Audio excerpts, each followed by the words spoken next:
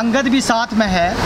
ये आज चर्चित चेहरा है किसान आंदोलन का। सोशल मीडिया के माध्यम से सब इनको जानने लगे हैं, लेकिन कुछ लोग कहते हैं कि इनके माँ बाप इनको बर्बाद कर रहे हैं और रटा रहे हैं, इनको फालतू चीज़ें भारत के बारे में भड़का रहे हैं। हाँ, अब उनके पिताजी हैं, अब क्या कहना चाहेंगे? देखिए, अगर सच बोलना और अपने हकों की आवाज़ उठाना, अगर ये लाइफ बर्बाद करना है तो मैं ये जानना चाहता हूँ कि लाइफ आबाद किससे होती है? गुलाम बनाने से। कि जो रास्ता बताया जाए, जो भीड़ का रास्ता बना हुआ है, भीड़ पे चलाने के लिए बच्चे पैदा थोड़ी किए जाएंगे देश के अंदर। देश की जो एजुकेशन सिस्टम है, आज BA, MA, M.Ed, M.Com करने के बाद लोग बेरोजगार फिर रहे हैं। वो क्यों फिर रहे हैं? आज बेरोजगारी का मुद्दा उठा रहे हैं लोग, क्यों उठा रहे हैं? महंगाई पे भी अगर 100 रुपये लीटर तेल होने के बाद भी अगर लोग खरीद रहे हैं तो क्यों खरीद रहे हैं? क्योंकि इतने पुरजोर तरीके से अगर पूरे देश के लोग इस महंगाई के खिलाफ इकट्ठे होकर बोले तो क्या मजाल है कि किसी देश की सरकार वहाँ पर इतनी ज़बरदस्त महंगाई कर दे? क्योंकि इनका डर है, इसीलिए तो चुनावों के आने के टाइम पर 10-20 रुपये पेट्रोल के दाम और डीजल के दाम नीचे हो जाते हैं। इसलिए देश के सिर्फ बच्चों को ही नहीं, युवाओं को भी और जितने भी देश के नागरिक हैं उन सबको गलत चीज़ के खिलाफ खुल के बोलना चाहिए। और अपने बच्चों को देखिए, सर चौधरी छोटू राम हुआ करते थे, किसानों के मसीहा के रूप में उनको जाना जाता है। और वो ये कहते थे कि भोले किसान मेरी 2 बात जान ले, बोलना सीख ले और दुश्मन को पहचान ले। लेकिन सरकारों को और जिनको सत्ता चलानी है उनको सबसे बड़ी समस्या यही होती है कि जब कोई बोलना सीख लेता है तो वो इनको जहर लगता है। इनको सिर्फ ये चाहिए कि जो मेरे बच्चे हैं वो बोलना सीखें, वही MP MLA बने, वही आगे जाके लाइफ में सक्सेसफुल हो। बोलने की उम्र होती है, लेकिन जिन लाइसेंस भी 18 साल के बाद बता देते हैं। गाड़ी चलाना एक अलग बात है, अपने विचार रखना एक अलग बात है। विचार के लिए एक उम्र होती है, विचार के लिए कोई उम्र नहीं होती है। विचार, इस देश में ऐसे ऐसे संत महात्मा पैदा हुए हैं जिनको कि छोटी उम्र में उन्होंने दुनिया को राह दिखाई है। संत ज्ञानेश्वर जी महाराज, श्री गुरु हरकिशन साहिब जी महाराज, ऐसे लोगों की लिस्ट बहुत लंबी है। भारत का इतिहास इतना मजबूत है। अगर हम ये कहते हैं कि छोटे बच्चे अपने विचार आगे नहीं रख सकते तो हमें देश की संस्कृति और इसके इतिहास पर सवाल उठाते हैं। अच्छा, अंगद के बारे में पूछते हैं। भक्त प्रहलाद की उम्र भी क्या थी वो भी आपको पता हो। अंगद के बारे में एक बात पूछते हैं, इसको आप रटाते हैं या ये किताबों से जानते हैं या TV में देखते हैं? मैं ये कहना चाहता हूँ कि जब जो आदमी जिस माहौल में रहेगा, पैदा होते ही आप किसी को जंगल में छोड़ दीजिए और कोई वहाँ भाषा ना बोले, सिर्फ चींची चूचू भौं भामाएं होती हो, वो चींची चूचू भौं भामाएं सीखेगा। जहाँ पर सिर्फ गुरबाणी का पाठ होता हो, जहाँ पर सिर्फ रामायण का पाठ होता हो, गीता का पाठ होता हो, बच्चे अपने आप सीखते हैं। और जिस घर में माँ बाप गालियाँ देते हैं, उल्टा सीधा बोलते हैं, वहाँ बच्चे भी पैदा होते गालियाँ सीखते हैं। आप गलियों में देखते हैं बच्चे, छोटे छोटे बच्चे बुरी बुरी गालियाँ देते फिरते हैं। क्या वो परवरिश की वजह से नहीं है? तो ये परवरिश का फ़ायदा है कि बच्चे बड़े लंबे समय तक जब अपने माता पिता के साथ रहते हैं, उनको उनकी संगत पसंद आती है, उनकी परवरिश पसंद आती है, उनको प्यार होता है जिस माहौल में वो वहाँ रहते हैं, तो वो जो काम उनके माँ बाप करते हैं 24 घंटा वो उसी पे उनका फोकस होता है। लेकिन पढ़ाई पे असर नहीं पड़ेगा? बिल्कुल, पढ़ाई पे बहुत शानदार है। He belongs to SMD smart school Guruhar Sahib Firozpur. आप इनके स्कूल में जाके, luckily the school is founded by me, आप वहाँ पता करिए कि इनके स्कूल के एजुकेशन का स्टैंडर्ड क्या है और वहाँ पर इनकी क्या रैंक आती है। कभी आप इनसे पढ़ाई लिखाई से जुड़े हुए सवाल करके देखिए, इनके स्टैंडर्ड के सवाल पूछिए, इनकी GK पूछिए, इनका GS पूछिए, तो आपको पता चलेगा कि जो इंटेलिजेंसी है वो किसी एक दिशा में नहीं चलती। जिस तरह किसी भी खेल का खिलाड़ी अगर टॉप बनना चाहता है, सबसे पहले उसको फिजिकली और मेंटली फिट होना जरूरी है। उसी तरह किसी के अंदर अगर टैलेंट है, इंटेलिजेंसी है, तो जरूरी नहीं है कि सिर्फ वो बोलने में तेज होगा।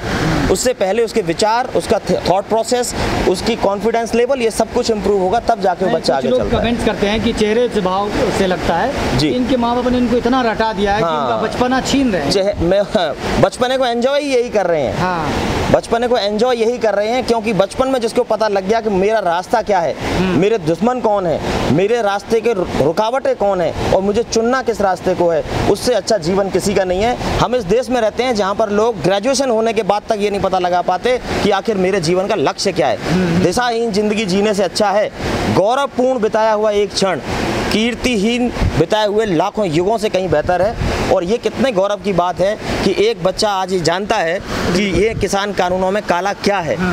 आज क्योंकि आपके इंटरव्यूज़ की जो दायरा होता है 5 मिनट 10 मिनट का दायरा होता है, कभी आप 2 घंटे बैठिए, आपको अगर किसान आंदोलन के जितने भी बारीक पॉइंट है अगर उनको अंगद ना बता जाए तो आप कहिएगा, फिर पता लगेगा आपको कि कितना कुछ रटाया जा सकता है। और रटा कोई एक बार देगा, 2 बार देगा, जिस तरह के आपके बाइफरकेटेड क्वेश्चन आते हैं उनको कोई रटा नहीं सकता।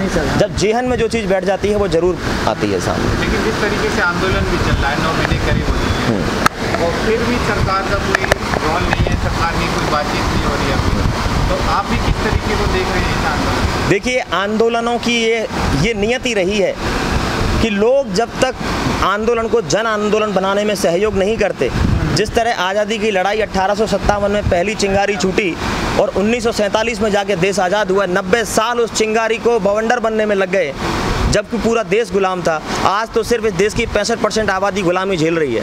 1947 के अंदर देश आज़ाद हुआ था, लेकिन किसान तो तब भी गुलाम था। और इस दौरान जैसा कि कई बार हम पत्रकारों के सवाल देखते हैं, वो कहते हैं कि पहले आंदोलन एमएसपी की गारंटी के लिए क्यों नहीं की गए। देखिए, पहले आंदोलन भी एमएसपी की गारंटी के लिए किए गए, लेकिन तब भी नहीं मिली। मगर तब कम से कम थोड़ा मिलता था, उस थोड़े में अपना मिलता था और उस थोड़े में गुजारा कर सकता था किसान। आज तो वो सिस्टम कर दिया इस कानून के आने के बाद कि जो थोड़ा मिल रहा है वो भी तुम्हारे पास से छीन लिया जाएगा। आज नहीं, लोग कहते हैं कैसे छीन ली जाएंगे, ज़मीनें कैसे छीनी जाएंगी। ऐसे नहीं है कि कॉन्ट्रैक्ट फार्मिंग हुई और कल ज़मीन आ गई। नो, 20 से 25 साल का लंबा प्रोसेस है। कभी आप आधे घंटे बैठिए, आपको समझाते हैं कि किस तरह से किसानों को मजबूर करके उनसे ज़मीनें ली जाएंगी। जैसे आप आम साहूकारों को सिस्टम देखते हैं, पहले थोड़ी ज़मीन अगर किसी किसान को ज़रूरत है, 10-5 हज़ार रुपये लेते हैं, उससे थोड़ी ज़मीन लिखवाते हैं।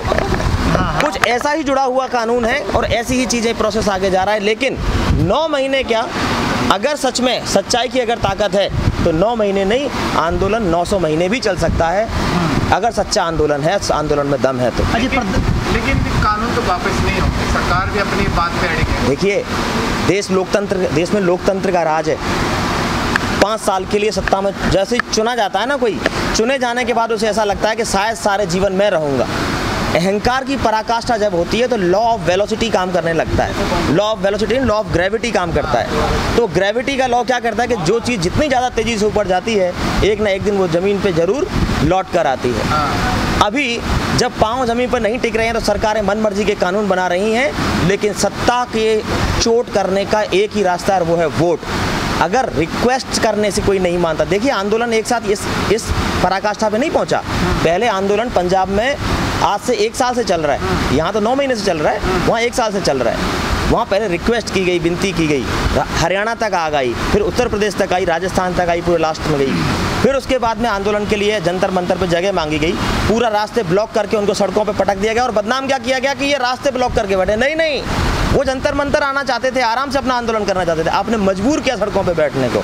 उसके बाद में जो 26 जनवरी की घटना हुई, वो घटना क्या थी वो आज भी जांच का विषय है, लेकिन कोई भी खुलकर किसी एजेंसी ने आज तक स्पष्ट जांच कभी सामने नहीं रखी है। फिर भी इस देश में रहने वाले देश के किसान लोग, जिनके बेटे इस देश की बॉर्डर पे जाके सीना अड़ाते हैं और देश के दुश्मनों को जवाब देते हैं, उनके पुरखों को, उनके भाइयों को तुम कहते हो राष्ट्रद्रोही, उनके परिवार वालों को कहते हो राष्ट्र विरोधी, पाकिस्तानी, खालिस्तानी, मवाली। अगर सच की आवाज़ उठाना खालिस्तानी कहलाना है तो खालिस्तानी होना मुबारक है। अगर अपने हकों के लिए लड़ना खालिस्तानी कहलाना है तो खालिस्तानी होना अच्छा है। मैं कह रहा हूँ कि अगर कोई अपने किसी इष्ट को मानता है, भगवान श्री राम की जब बात होती है तो मैं ये जानना चाहता हूँ कि सिर्फ मंदिर बना के ही अपना जयकारा लगाना चाहते हैं हम जो अपने आप को प्रभु श्री राम के भक्त कहते हैं, हम सब जो लोग इस धरती पे पैदा हुए हैं, सभी लोग प्रभु श्री राम की इज्जत करते हैं। किसी भी धर्म की किताब उठा के, गुरबाणी के अंदर, सिखों की गुरबाणी जो श्री गुरु आदि ग्रंथ साहिब है, वहाँ पर भी प्रभु श्री राम की चर्चा आती है। मुझे ये बता दीजिए कि कौन इस देश में ऐसा है जो राम मंदिर का विरोधी हो? कोई नहीं था। लेकिन जिन्होंने मंदिर बनाया है उन्होंने कुछ मंदिर के अलावा सीखा भी है। प्रभु श्री राम से क्या सीखा है? सिर्फ मंदिर बनाना संपूर्ति नहीं है। मर्यादा पुरुषोत्तम कहा जाता था उनको। जो उनका सबसे बड़ा दुश्मन था रावण, उसकी मृत्यु के ऊपर भी उन्होंने बड़ी तहजीब और तमीज़ से जाकर उनके पास बैठकर अंतिम समय में बात की थी। लेकिन इस देश के जो मालिक हैं वो 550 किसानों की मौत के ऊपर अपनी मूंछों में ताव देते हैं। शर्म आनी चाहिए ऐसे बेशर्म गद्दार राजनेताओं को। उनका मंदिर बनाने का एजेंडा तो सिर्फ वोट हासिल करने का है। देखिए उनका एजेंडा क्या है वो उनको मुबारक है। आम जनता ये जानती है कि देश के अंदर जो हिंदू मुसलमान को लड़ाने का एक पॉइंट चला हुआ था, हमारे मुसलमान भाईचारे ने बड़ी सहर्ष उसको सहयोग देते हुए और किसी भी तरह का कोई हो हल्ला ना करते हुए भाइयों के साथ मिलकर, हिंदू भाइयों के साथ मिलकर आंदोलन को, मंदिर को निर्माण में सहयोग किया। उन्होंने कोई हो हल्ला नहीं किया, क्योंकि यहाँ पहले से ये देश की रीति संस्कृति है, यहाँ लोग मिलजुल के रहते चले आए हैं। कोशिश की गई आज तक, कम से कम अब वो ध्रुवीकरण भी धीरे धीरे खत्म होने की ओर जाएगा। इसी मंदिर में घोटाले भी हुए हैं, बड़े बड़े घोटाले हुए। जैसी करनी वैसी भरनी, जो भगवान को धोखा देगा समय आने पर उसको भी पता चलेगा कि गद्दारी का नतीजा क्या होता है। अगर आज मैं कमेंट करूंगा तो बड़ा मुद्दा बनेगा। एक सवाल अंगद जी के लिए है, जिस तरीके से आप अंगद जी को किसान आंदोलन के बारे में, कानूनों के बारे में बताते हैं, वो आगे भी कोई आंदोलन चलेंगे तो उनमें भागीदारी रहेगी। बात यह है कि आंदोलनों को आप किस नज़रिए से देखते हैं। जिस नज़रिए में जब राष्ट्र के साथ कोई द्रोह ना हो, देश के आम आदमी की सच की आवाज़ हो और उनको किसी ऐसी निगाह से ना देखा जाए आंदोलनों को कि जो आंदोलन वाकई में देश की अस्मिता को नुकसान पहुंचाते हों, ऐसे सभी आंदोलनों में हर भारतीय को शामिल होना चाहिए। क्योंकि जब हाथ से हाथ नहीं मिलेगा तो देश के लोग की ताकत पूरी जोर से नहीं चलेगी।